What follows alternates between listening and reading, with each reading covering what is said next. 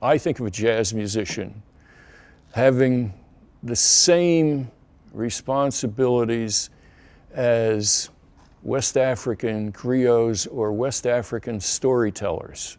It's the responsibility of a storyteller to learn the stories of the previous generation, to pass them on, and also to add new stories.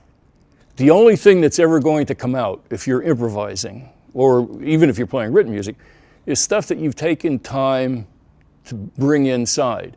When you play, especially improvising, you want this to come out in new, different, creative ways.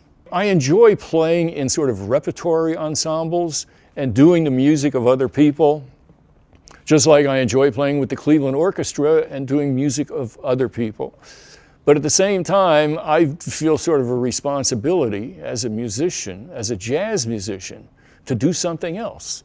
Not to just, open up the real book and, okay, we'll play this tune. I taught jazz survey at Cleveland State for many years. It was a large lecture class for non-music majors to satisfy one of their arts requirements, and it was basically a jazz appreciation class.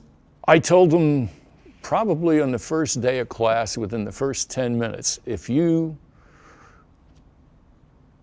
thought you were going to find out what is jazz in this course, or if I asked you on an exam, what is jazz?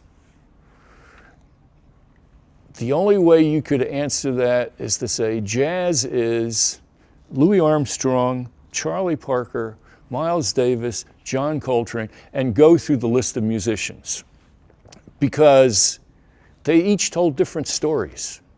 They had their own identity. And I would also tell the class, because they would say something like, oh, well, is Kenny G a jazz musician? I'd say, if you have a recording and you go out to hear that musician live and you hear the same solo and you can really identify everything that you heard on the record, I said, that's not jazz music. It's not a jazz musician.